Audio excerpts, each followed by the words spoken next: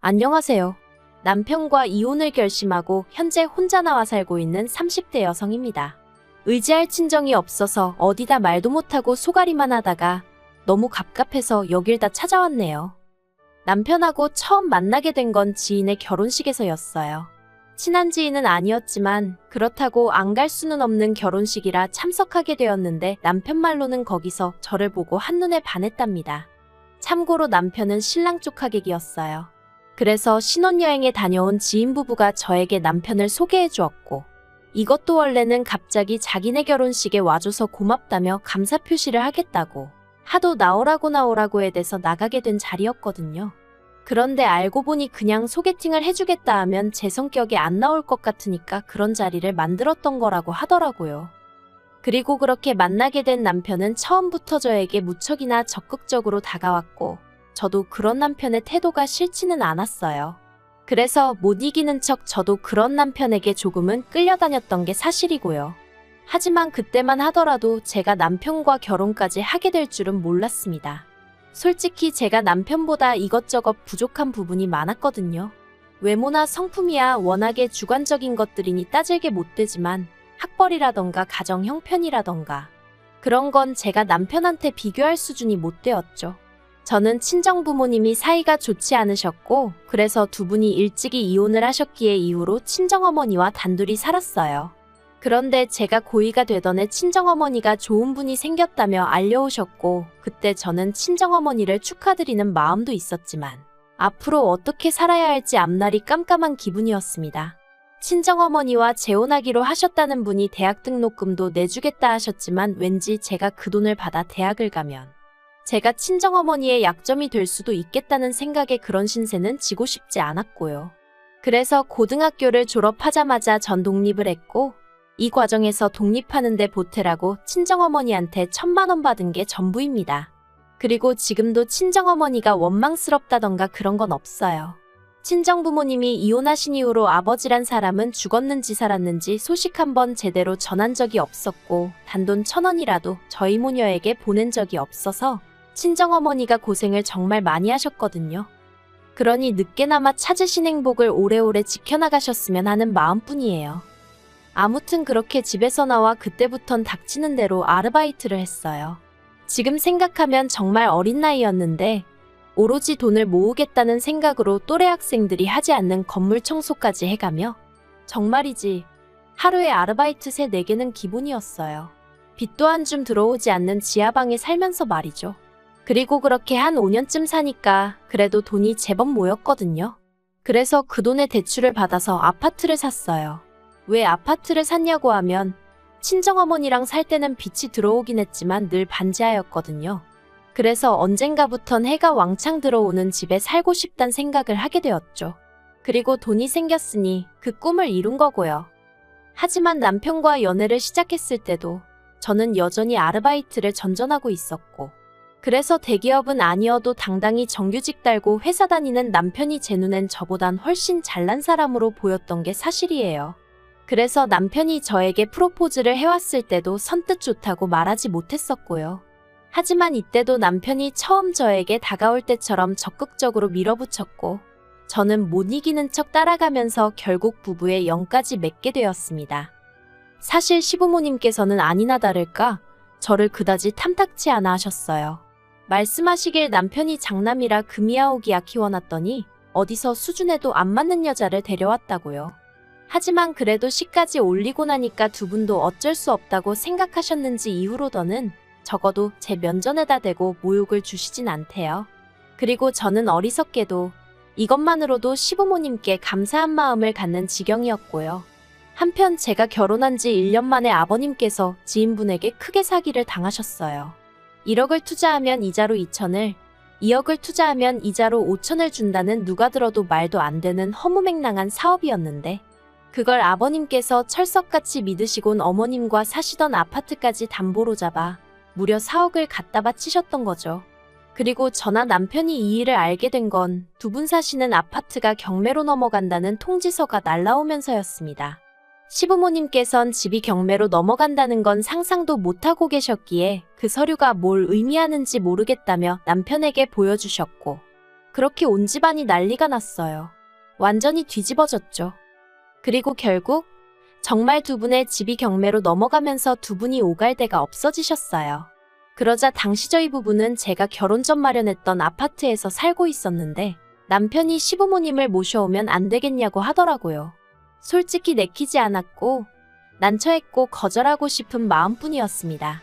하지만 그랬다간 지금처럼 남편과 잘 살 수 있을까 하는 걱정과 우려가 들어서 결국 자의반타의반으로 그러자 할 수밖에 없었네요.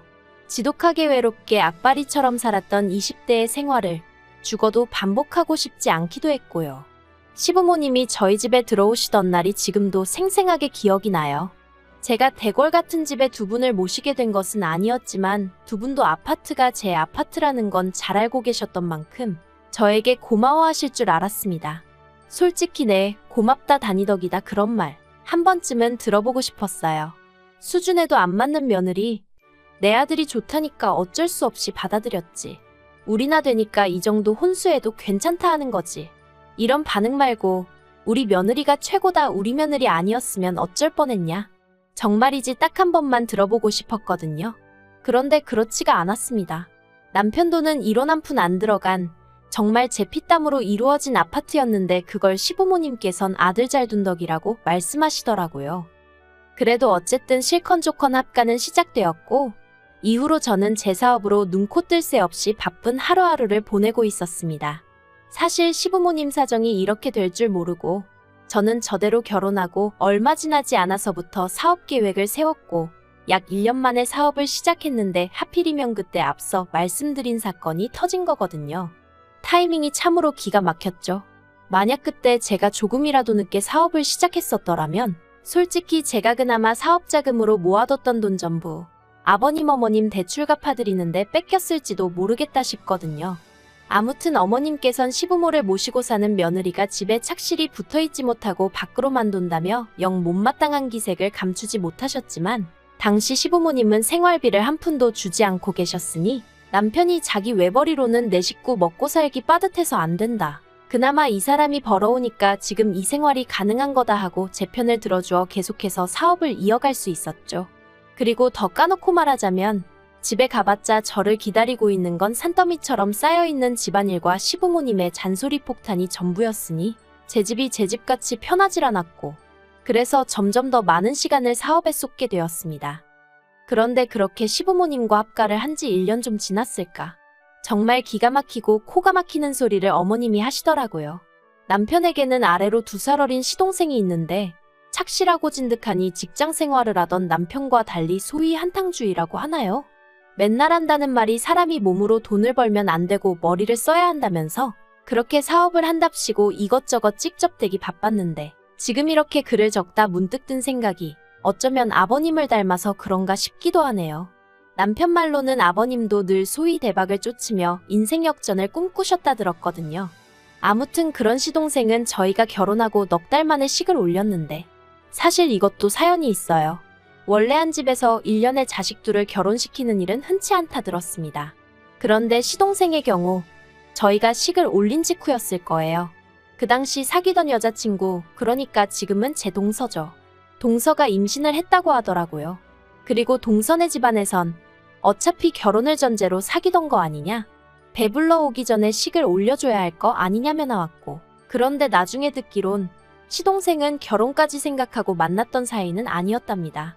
아무튼 그래서 번갯불에 콩거 먹듯이 식을 올렸어요. 제가 앞에서 말을 안 했는데 제가 남편과 결혼하던 당시 남편은 자기가 모은 돈 5천만 원만 가지고 저랑 결혼했어요.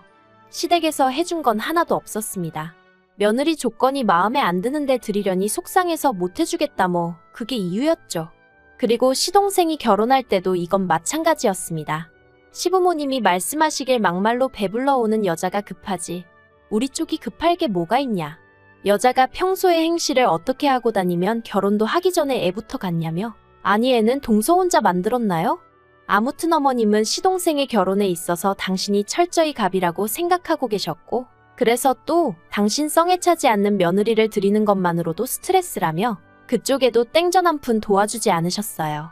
그런데 웃긴 건 그래도 체면치레는 해야겠다 싶으셨는지 저희더러한 1,000만 원만 해주라고 그러시는 거예요. 그리고 바보 같은 남편이 1,000만 원은 무리지만 어느 정도는 해주겠다며 500 해주대요. 이때도 솔직히 마음에 안 들었지만 별말 안 했어요. 제가 언니 오빠 동생이 없다 보니 남편 마음을 이해 못하는 거 아닌가 하고 어떻게든 제 자신에게서 이유를 찾아보려고 했죠. 그런데 저는 정말 이 정도면 할 만큼 했다고 생각하거든요. 저는 시댁으로부터 뭐 하나 받은 거 없었지만 시동생 장가 간다고 돈 줘.